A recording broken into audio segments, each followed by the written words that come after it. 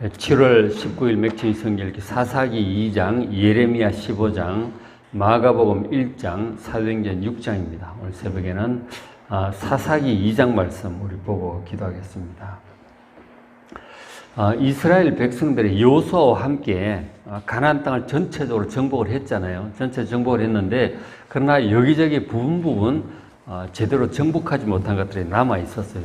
저 북쪽 위에 납달리 지파, 아셀 지파, 북쪽 끝이 시돈 쪽이라든지 저 남쪽, 남서쪽 해안지대 쪽에 블레셋 지역, 그 다음에 동쪽 끝, 여기저기 이제, 그리고 중간중간에도 보면은 가나안 원주민들이 그냥 성을 지키고 살고 있었어요.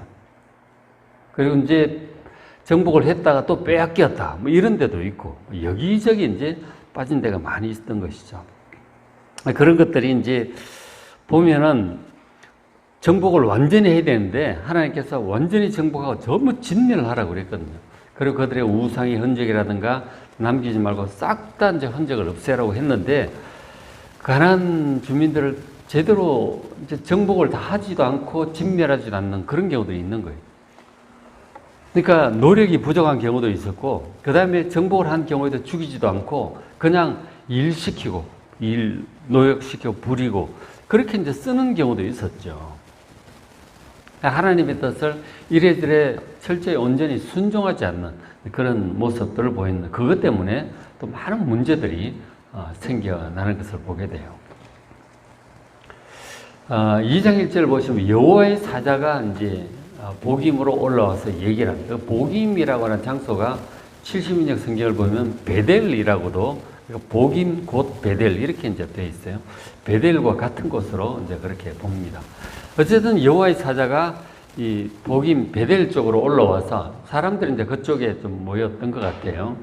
중심지가 그쪽으로 좀 왔던 것 같은데, 어쨌든 여호와의 사자가 와서 말씀을 하는데 백성들에게 내가 너희를 애굽에서 올라오게 하여 조상들의 맹세한 땅을 주었다. 내가 너희와 함께한 언약을 어기지 않겠다. 이렇게 얘기를 합니다. 그러니까 여호와의 사자가 와서 그 사람들이 얘기를 하는데 내가라고 얘기를 해요. 내가. 그러니까 하나 여호와께서 이렇게 하셨다고 얘기를 하지 않고 여호와의 사자가 와서 내가 이렇게 했다고 얘기를 해요. 과연 여호와의 사자가 누굴까 하는 생각을 하게 되죠. 자기를 하나님과 동일시하고 있는 거죠. 선지자들 하나님 말 전할 때 보면 여호와께서 말씀하여 가라사대 이렇게 하거든요. 하나님께서 이렇게 말씀하셨다라고 전하지 내가라고 얘기하지 않죠. 근데 이분은 오셔가지고 내가 너희를 올라오게 했다고 이렇게 얘기를 하고 있죠. 마치 당시 하나님인 것처럼 그렇게 얘기를 하잖아요. 이제 구약에 보다 보면 이렇게 자기를 여호와 하나님과 동일시하는 여호와의 사자가 가끔 나와요. 하나님께서 말씀하셨다고 전하는 것, 자기가 그렇게 얘기를 하는 거예요. 대표적인 케이스가 이제 출애굽기 3장에 보면 모세가 양을 치다가 이제 호렙산 시내산에서 떨기나무 불이 붙었으나 꺼지지 않는 떨기나무를 보게 되잖아요. 여기 가까이 가니까 거기서 말씀하시죠. 모세야 신을 벗어라. 그러면서 내가 그렇고 얘기를 하시는 거예요. 여호와의 사자라고 했다가 그건 내가라고 얘기를 하는 거예요. 그래서 이제 하나님의 종들한테, 하나님의 백성들에게 구약 시대에 자기를 하나님과 동일시하게 내가라고 나타나는 여호와의 사자, 여호와의 천사라는 얘기거든요. 사자가 천사라는 얘기예요. The angel of 이제 여호와죠. 그러니까 하나님의 사자, 하나님의 천사인데 그 자기 자신을 하나님과 동일시하는 저 천사는 바로 신약의 그 성육 신학이 전에 하나님의 아들 예수님일 거라고 이제 그렇게 신학자들은 봅니다. 삼위일체 하나님과 동일하시잖아요. 예수님은 눈에 보이지 않는 하나님의 보이는 형상이라고 그러잖아요. 그렇죠? 예수님은 보이지 않는 하나님의 형상이에요.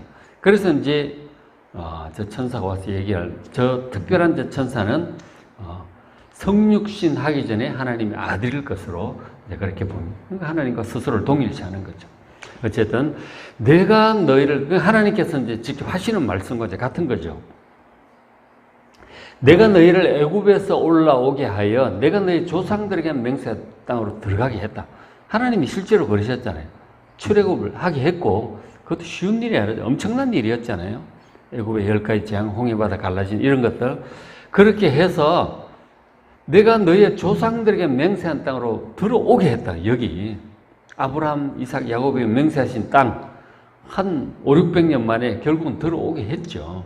여호수아와 함께 여호수아 그 다음 세대일 테니까. 그래서 이 들어오게도 했고 하나님께서 하신 거예요. 그리고 내가 계속 얘기를 하나님께서 너희와 함께한 언약을 영원히 어기지 않겠다. 시내산에서 언약을 맺었고 또 나중에 모세와 함께 모압에서 언약을 맺고 여호수아 죽을 때 세겜에서 또 언약을 맺잖아요. 그 언약의 내용은 하나님께서 언약을 어기지 않겠다. 영원토록 어기지 않겠다. 너희들도 언약을 지켜라. 그 언약에 준 내용이 이제 구약에 있잖아요. 특히 이제 모세오경 자체가 그 언약의 내용이고 출애굽기에 이제 그 내용이 자세히 나오죠. 그 가장 핵심적인 것이 10계명이고 여호와 하나님만 섬기고 다른 신, 다른 우상 쳐다보지도 절하지도 섬기지도 않겠다. 그렇게 언약을 하죠. 오직 하나님만 섬기겠다고 언약을 했어요. 그리고 하나님 그 말씀을 따라 언약을 따라 행할 때 하나님께서 모든 축복을 주시겠다고도 약속하셨고 들어가도 복이요 나가도 복이요 자손들에게 산업에 다 복을 주시겠다고 하셨죠. 그러나 이 언약을 어기면 너에게 저주가 임할 것이다. 들어가도 저주가 임하고 나가도 저주가 임하고 침략에 해서 나라가 멸망하고 흩어지고 막 이런 말씀도 하셨죠. 그것은 언약을 지키겠다는 그 백성들 언약을 했고 또 그런 뜻에서 이제 지키라고 하나님께 그렇게 말씀을 하신 거죠. 하나님 언약을 어기지 않겠다. 그리고 하나님 하신 그 언약의 핵심 중에 2절에 너희는 이 땅의 주민과 언약을 맺지 말라. 이 땅 가난 원주민들 있잖아요. 바알을 섬기고 아세라를 섬기고 온갖 잡다한 신들을 섬기는 그 주민들과 언약을 맺지 말고 뭔가 동맹을 맺고 함께 하나가 되려고 결혼의 언약이라든지 이런 거 있잖아요. 동맹의 언약, 결혼의 언약 그런 거 하지 말라는 거죠. 그러면은 그쪽 이제 문화들이 유입이 되죠. 그렇게 그들 부정한 자들과 언약을 맺지 말고 또 그들의 재단들 남은 것들 전부 헐어버리라. 바알을 섬기고 아세라를 섬기는 그런 거 전부 없애버리라. 우상의 흔적도 남겨두지 말고 오직 여호와 하나님만 섬기라고. 그럼 하나님께서 복 주시고 지키시고 영원토록 함께 하시겠다고 언약을 하신 거죠. 백성들도 목숨 걸고 언약을 했고 양을 잡고 소를 잡아서 이제 언약에 피를 뿌린단 말이에요. 그것은 언약을 어기면 이렇게 죽어도 좋다는 얘기예요. 그래서 그 언약을 지키도록 그렇게 언약을 했죠. 그때 백성들이 여호수아 세대가 죽고 세대가 바뀌면서 또 듣질 않는 거죠. 하나님과 언약, 말씀 다 필요 없는 거죠. 관심도 없이 멀어져 갑니다. 그래서 이제 2장 11절 보면 이스라엘 자손이 애굽 땅에서 그들을 인도하여 내신 하나님 여호와를 버리고 여호수아 세대가 죽고 그 다음 세대가 되면서 말로는 들었겠지만 자기 믿음이 없는 거죠. 부모의 신앙을 부모가 하는 말을 듣긴 했죠. 근데 이 자녀 세대는 요단강을 건너서 여리고성을 무너뜨리고 이런 걸 하나도 못 본 거죠. 말로만 들었지. 지금 우리 자녀들에게 저도 마찬가지 일제시대 때 우리 어르신들이 얘기를 해주잖아요. 저희들에게 일제시대 때 일본 사람들이 어떻고 6.25 때 피난 다니고 이런 얘기를 해주면 저희 세대만 해도 이제 잘 모르죠. 6.25를. 그리고 전혀 감이 없는 거죠. 신앙적인 얘기를 해도 지금 요즘 아이들 보면 워낙 세상도 재밌는 일도 많고 신앙생활로부터 자꾸 멀어지잖아요. 그죠? 늘 이제 그런 문제가 시대마다 가정마다 있는 거죠. 부모가 아무리 하나님을 만나고 경험하고 진실하게 신앙을 가지고 있어도 자녀가 부모와 같은 신앙을 가질 수는 없는 거예요. 말로만 듣는 거지. 결국 자기가 경험하고 하나님을 만나야 자기 신앙을 갖게 되는 것 같아요. 그런 문제들이 사사기에 계속 보이게 되죠. 그래서 이제 이 자녀 세대들이 여호와를 버리고 다른 신들을 따라가는 거예요. 곧 그들의 주위에 있는 백성의 신들, 가나안 그 원주민들 주변에 많잖아요. 북쪽 끝, 남쪽, 동쪽 뭐 사방에 많잖아요. 그리고 제대로 없애지 못하고 그 군데군데 여기저기 살고 있는 가나안 원주민들이 있었던 거죠. 예루살렘만 해도 제대로 점령이 안 되고 있었어요. 여부스 족속들이 살고 있었죠. 베냐민 지파와 함께 살고 있었단 말이에요. 예루살렘이 제대로 정복되는 것은 다윗이 하는 거예요. 블레셋도 다윗이 쫓아내고 그렇게 하죠. 그러니까 여기저기 정복하지 못한 그런 민족들이 계속 이제 뭐 결혼도 하고 이제 그렇게 하는 거죠. 그 영향을 받고 결국은 이제 그 신들을 따라가게 되는 거죠.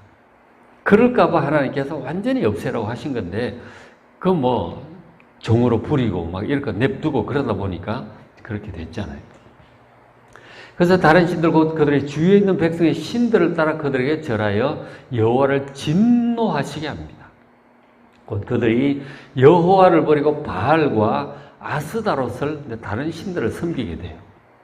가나안 원주민들의 가장 대표적인 신이 바알, 남신으로 바알이고 여신으로 아스타롯이 있어요. 아스타롯, 아세라 다 같은 계통이죠.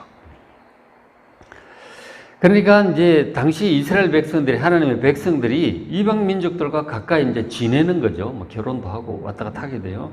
가까이 함께 지내면서 그들의 풍습을 보게 되잖아요. 자기들은 이제 실로의 성막에 가서 절기도 지키고 뭐 말씀도 듣고 좀 열심히 있는 사람들은 그렇게 하죠. 근데 이제 여호와 하나님을 섬기는 데는 우상을 만들지 말라고 하셨기 때문에 상이 아무것도 없어요. 어떤 형상이 없다니까. 우리나라마다 부처님 상이 있잖아요. 석가모니 부처님 상이 있고 무슨 그림도 그리고 미신 섬기는 사람도 점쟁이 무당도 온갖 그림들 다 그려놓잖아요. 다 해놓고 형상들이 있는 거예요. 중국 같은 데 가보면 관우상, 장비상, 공자상, 상들이 그렇게 많아. 용상도 있고, 온갖 상들이 그렇게 많아요. 어디 가나 그래요. 그걸 만들어 놓고, 거기에 금칠도 하고, 다 해놓고, 거룩하게 보이게 만드는 거죠. 그리고 그거가 절하고, 이제 분양하고, 기도하고, 그렇게 하죠. 근데 여호와 하나님께서 아무것도 만들지 말라고 그러셨어요. 그저, 성막을 이제 두게 하셨는데 성막은 또 보이지도 않아. 다 텐트를 쳐놔가지고 그 안에 번제단이 있어서 거기서 이제 짐승도 잡고 그렇게 하는 거죠. 성소 안에 들어가도 촛대라든지 떡상 그런 게 무슨 짐승이나 사람의 형상이 아니잖아요. 그리고 지성소 안에 들어가면 법궤가 있고 그것도 상자잖아요. 기껏해야 이제 그 그림이 있는 것이 이제 그룹 천사를 새겨놓은 것 정도 있죠. 어떤 상을 만들지 못하게 하셨어요. 사람들 뭔가 보여야 이렇게 막 하죠. 천주교 같은 경우도 이제 세월이 흘러오면서 그런 것들이 많이 들어와요. 그래서 온갖 상들을 성인들의 상도 있고 예수님의 우린 십자가가 저렇게 있는데 십자가 위에 예수님이 달려 있어요. 천주교 가면. 예수님은 벌써 십자가에서 내려오셨고 부활하셔서 승천하셨는데 십자가에 아직 매달려 있다니까. 이거 참 잘못하는 거죠. 상을 자꾸 만드는 거예요. 마리아 상도 우리 여기 성당에 한번 올라가 봤더니 입구에다 마리아 상이 있는 거예요. 아기 예수를 안고 있어. 그거 전부 가서 만지고 절하고 인사하고 그렇게 하고 지나가요. 완전 우상 숭배가 되는 거죠. 상을 만들지 말라고. 근데 하여간 상이 안 보이면 사람들은 뭔가 상이 좀 보여야 거기도 절도 하고 이 마음이 좀 생기는 경향이 있는 거죠. 그래서 중세에 상들이 이제 교회 안에 들어온 거예요. 그렇게 온갖 상들이 들어오면 이상한 형상들이 들어와요. 그런 이스라엘 백성들이 이제 이스라엘 안에 상이 없으니까 형상이 없는 거예요. 근데 보니까 온갖 귀신의 형상, 그 우상의 형상들이 있잖아요. 바알 신상도 있고, 바알 신상 출토된 거 보면 다 이렇게 들고 있는 그 상이 있어요. 그 아스타롯 목상 같은 경우는 나무 기둥에 이제 조각을 해놓은 거. 우리나라도 장군상, 지하 여신상, 천하 대장군상 그런 거 있잖아요. 기둥에다가 조각한 거죠, 나무. 그게 이제 주상이라고 해요. 기둥 주자, 주상. 아세라 여신도 아스타롯 여신도 이제 그런 주상이에요. 나무 기둥을 조각해서 그렇게 놓은 거죠. 그런 이제 것들을 이스라엘에서 아무 상이 없는데 가보니 형상들이 있는 거죠. 나름대로 거룩하게 해놨을 거 아니에요. 별 희한한 형상들이 다 있는 거죠. 그래서 뭐 구경삼아 왔다 갔다 하고 뭐 가서 예배드리는 모습도 보고 그러다 보면 친구 따라 뭐 들어가서 뭐 같이 절도 하고 이제 그렇게 되는 거 아니에요. 그죠? 가장 대표적인 상이 여기 이제 바알과 아스타롯이었던 거. 성경에 계속 나오죠. 사무엘 상하, 열왕기 상하 보면은 뭐 계속 바알 얘기, 아스타롯 얘기가 나와요. 가나안 원주민들의 이제 신앙의 대상이었던 것이죠. 바알은 이제 몇 번 말씀드렸지만 이제 가나안 원주민들의 말을 하기를 이스라엘 백성들이 섬기는 여호와 하나님은 시내 산의 하나님 그리고 광야의 하나님이다. 그러나 우리가 섬기는 바알 신은 여기 가나안의 신이다. 여기 그래서 이 지역에 맞는 신이다. 이렇게 얘기를 하는 거예요.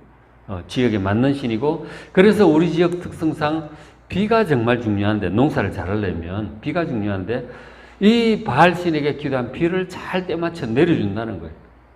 농사도 잘 되고 그래서 부자 되게 해주는 신이다. 부자 되는 거 좋아하잖아요. 우리나라도 부자 되세요. 그런 인사가 유행을 했지만 그런 마음을 다 가지고 있는 거죠. 근데 여호와 하나님보다 바알 신을 섬기면 농사가 더 잘 된다는 거예요. 부자 된다는 거예요. 지금으로 하면 사업도 더 잘 되고 진급도 하고 좋은 대학도 가고 막 이런 어떤 이제 부자 되게 해주는 신이다. 물질의 신, 풍요의 신인 것이죠. 그러면 아세라, 아스타롯 신과도 여신인데 이것은 이제 자녀를 잘 낳게 해주는 여신인 거죠. 거기 가서 기도하면 애 못 낳는 집에서 자녀를 잘 낳게 되고 그리고 자녀들이 잘 된다는 거죠. 자녀들 잘 되게 해준다는데 얼마나 엄마들이 가서 빌겠어요. 그리고 이제 이스라엘에는 여호와 하나님 한 분밖에 없는데 이방 신들과 특화가 되어 있는 거죠. 물질, 부자 되게 해주는 신, 자녀 잘 되게 해주는 신, 뭐 되게 해주는 신.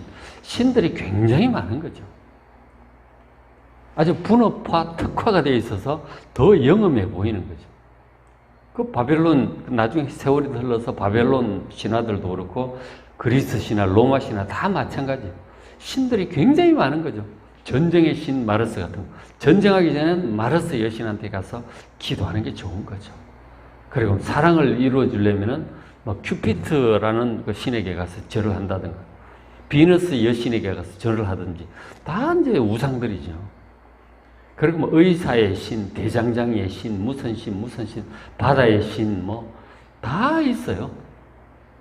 그래서 뭐 어부들은 그 바다의 신한테 가서 절하고, 갑자기 바다의 신 이름을 잊어버렸는데, 그 하여간 신들이 이렇게 분업화, 특화가 되어 있어가지고 훨씬 이제 영험해 보여. 형상도 있고. 그 여호와 하나님은 아무것도 없잖아. 뭐 텐트만 있지. 그리고 딱 한 분밖에 없고 뭐. 그렇게 얘기를 들어보니까 이방 신들이 더 영험해 보이는 거죠. 지금도 이제 예수 믿는 사람 중에서도 보면은 하나님 잘 섬기고 하다가 자녀 입시철 되면은 대학 붙게 해달라고 가게 해달라고 할 때는 또 다른 데를 찾아가. 어느 산에, 어느 암자에 가면 뭐 합격이 잘 된다더라. 그런데 막 가는 분들도 있다니까. 어디 가야 영험할지 자꾸 생각을, 어디 가야 부자가 될지, 어느 절에 가야 될까, 어디 가서 절하면 사업이 잘 된다더라. 영험한 데를 찾아다니는 거죠. 하나님만 가지고는 좀 애매한 모양인가 봐. 믿음이 잘 안 생기나 봐. 그럼 찾아다닌다니까요. 참 기가 막힐 일이죠. 이스라엘 백성들이 그렇게 하는 거죠. 그래서 점점 이제 어떻게 됩니까? 그 하나님을 섬기고 이방 신들을 섬기고 이제 하나님께로부터 멀어져 가는 것이죠. 그렇죠? 하나님과 멀어져 가는 거예요. 13절 보십시오. 여호와를 버리고 바알과 아스타롯을 섬기는 거예요. 물론 뭐 형식적으로는 뭐 양쪽 다 할 수도 있겠지만 중심의 문제죠. 중심이 점점 여호와 하나님께로부터 이방 신들을 저쪽이 더 영험해 보인다는 거죠. 그런 얘기를 듣습니다. 교회 다니면서도 기도해도 응답도 잘 안 되고 근데 뭐 누구 어느 누나 뭐 혹은 뭐 친척 어디 선배 보니까 절에 다니는데 사업이 잘 되더라는 거죠. 애들이 대학도 잘 가고 결혼도 잘하고 잘 되더라는 거예요. 가볼까 좀 부러운 생각이 드나 봐. 그런 얘기를 하는데 기가 막히더라고. 마음이 흔들린다니까. 그쪽이 더 영험하지 않을까 하는 생각이 드는데 그쪽을 한 두 번 따라다니게 되는 거죠. 결국은 뭐냐면 하나님을 주인으로 섬기는 것이 아니고 부자가 되는 것이 가장 중요하고 자녀들이 잘 되는 것이 더 중요한 거예요. 하나님의 뜻보다 말씀보다 그쪽이 더 중요한, 그러니까 따라가잖아요. 하나님이 중요하다면은 하나님 말씀에 내 앞에 다른 신을 두지 말라, 우상을 만들지 말고 섬기지 말라고 하신 그 말씀 두려워서라도 갈 생각도 못하죠. 하나님을 경외한다면, 주인으로 섬긴다면 뭐 어느 쪽이 영험할까 복을 받을까 비교 자체를 안 하는 거죠. 어떻게 감히 그런 생각을 해요. 하나님을 경외할 줄 모르는 거죠. 두려워할 줄도 모르고 진실로 믿질 않아. 세상을 창조하신 분, 다스리는 분, 모든 복의 근원이 여호와 하나님을 믿지 않기 때문에 그런 행동을 하는 거 아니에요. 기가 막히는 거예요. 비교한다는 것 자체가 이 중심이 하나님이 아니고 이게 자녀고 뭐 부자고 건강이고 거기에 중심이 가 있으니까 영험한 쪽을 찾아다니는 거죠. 그래서 결국 하나님을 떠나면 어떻게 됩니까? 14절에 여호와께서 이스라엘에게 진노하시는 거죠. 이 세상을 창조하신 분, 다스리시는 분 여호와 하나님밖에 없어요. 다른 것들은 전부 헛것입니다. 속는 거예요. 헛것이라니까. 당연히 하나님께 진노하시죠. 이 헛된 신들. 1계명, 2계명부터 가장 중요한 계명부터 명령부터 어기는 거 아니에요. 그래서 어떻게 될까요? 하나님께서 하나님 백성들에 진노하십니다. 주위에 있는 모든 대적들의 손에 팔아 넘기십니다. 그들이 다시는 대적을 당하지 못하였으며 그들이 어디로 가든지 여호와의 손이 그들에게 재앙을 내리시니 그들의 괴로움이 심하였더라 하는 거죠. 원래 이스라엘 백성들 처음에 여호수아와 함께 들어올 때 아주 강력한 힘으로 들어와서 전부 정복해버렸잖아요. 하나하나 남부연합군, 북부연합군 전부 다 점령을 해버렸어요. 그리고 남아있는 것들은 뭐 그냥 남아있는 미약한 무리들이죠. 그러니까 다 이스라엘이 가장 강력하고 정복하고 그렇게 하고 있었죠. 그런데 이제 그것들한테 당하는 거예요, 오히려. 다 제압을 했는데 거꾸로 당한다니까. 왜? 하나님께서 보호하시지 않고 오히려 재앙을 내리시는 거예요. 다 이겼는데 거꾸로 다 당한다니까요. 우리가 이제 우리 기준으로 생각할 때 다 일이 형통하고 잘 되던 일들이 여기저기만 문제들이 막 터지는 거죠. 이것도 안 되고 저것도 안 되고 여기서 문제 저기서 문제 사방팔방 문제가 생기는 것은 하나님을 섬기고 이렇게 잘 가다가 이게 자녀 중심으로 뭐 사업 중심으로 일 중심으로 마음이 하나님과 멀어지고 하나님께 제대로 예배하지 않고 의지하지 않고 더 다른 것들을 향해서 세상적으로 육신적으로 흘러가면 이렇게 되는 거다 하는 거죠. 여기저기 문제들이 터지게 되는 거죠. 전에는 잘 되던 일들이 막 꼬이고 막히고 안 풀리고 그렇게 되는 거죠. 하나님께서 돌아오라고 지금 진노하신 거죠. 그래서 백성들이 너무 괴로우면 이제 괴로워야 하나님을 또 다시 찾아. 일이 형통할 때 하나님 찾지 않고 일하느라 노느라 바빠가지고 자꾸 멀어지잖아요. 그래서 고통을 당하게 되면 하나님 찾게 되는 그것도 간절히 찾게 돼요. 살려달라고 부르짖게 되죠. 그렇게 하다 보면 회개도 하게 되죠. 하나님을 떠났던 것, 세상적으로 육신적으로 갔던 그런 것들을 회개하게 되죠. 고난 가운데 하나님을 간절히 찾고 기도하고 그러다가 회개에 이르게 되죠. 하나님 잘못했습니다. 제가 일하느라 바빠서 노느라 바빠서 정말 하나님 멀리하고 다른 것을 따라갔으니 용서하여 주시옵소서. 이제 고난 가운데 회개하게 되죠. 그러면 하나님께서 마음을 돌이키시죠. 16절 여호와께서 사사들을 세우십니다. 바로 구원자들이에요. 임시적인 이제 구원자들, 왕 이런 것은 아니고 그 압제로부터 구원해줄, 외적들을 내쫓아줄 지도자를 세워주세요. 그걸 사사라고 하는데, 사사는 말뜻 자체가 재판관이라는 뜻이에요. 영어로 judge라고 되어 있는 judge. 재판관이라는 뜻인데, 하나님의 뜻을 판단해주는 사람이다, 이런 뜻이죠. 그리고 다스린다. 그리고 재판한다는 뜻이 다스린다는 뜻도 같이 있어요. 이 샤파트가 같은 뜻이에요. 다스린다, 재판한다. 하나님의 뜻을 따라서 이렇게 재판하고 다스리는 사람이죠. 그래서 여기 있는 사람들이 나중에 입다라든가 기드온, 삼손, 드보라 이런 사람들이 있잖아요. 계속 나오죠. 그런 사람들을 세워서 이 괴롭힌 압제자를 물리치고 노략질을 하는 사람을 물리치고 백성을 구해내요. 그 다시 나라가 평안을 회복하게 되죠. 이런 것들이 사사시대 반복이 돼요. 18절 그 사사가 사는 날 동안에는 이제 하나님의 그 사역 은혜를 경험한 거죠. 죄 때문에 세상으로 가다가 고난 가운데 빠졌다가 하나님을 진실하게 찾잖아요. 회개하잖아요. 그 하나님의 구원의 어떤 능력을, 은혜를 맛보게 돼요. 그러면서 진실한 하나님을 만나게 돼요. 그 사사와 함께 진실한 하나님을 섬기게 되죠. 그 자녀들이 자기 신앙을 갖게 된 거죠. 그런 고난과 하나님의 살아계심을 경험하고 진실한 하나님을 섬기는 신앙을 갖게 된 거예요. 그 세대는 또 이제 그 지도자와 함께 신앙생활을 잘하고 그러면 하나님께서 그 세대들도 지켜주시는 거예요. 평안해요. 또 복 주시고 농사도 잘 되고 또 자녀도 잘 되고 그렇게 하죠. 근데 이 재앙이 왜 오느냐? 사느라 노느라 바빠가지고 하나님과 멀어질 때 오는 거예요. 그건 정해진 이치예요. 그래서 18절 그 사사가 사는 날 동안에는 여호와께서 그들을 대적의 손에서 구원하셔요. 구원하시고 이는 그들이 대적의 압박과 괴롭게 함을 받아 슬피 부르짖음으로 여호와께서 뜻을 돌이키신 거죠. 그리고 다시 그 하나님을 잘 섬기는 동안은 지켜주시죠. 근데 이제 그 사사가 또 죽어.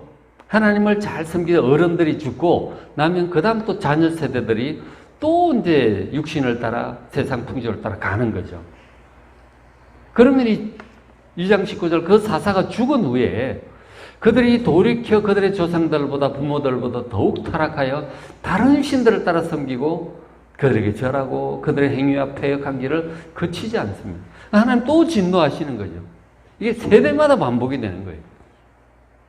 결국 뭐냐면은 이 자녀들 새로운 세대라고 하는 것은 결국 자기의 어떤 삶을 통해서 하나님을 만나야 진실하게 만나야 또 하나님을 제대로 섬기게 되는 거예요.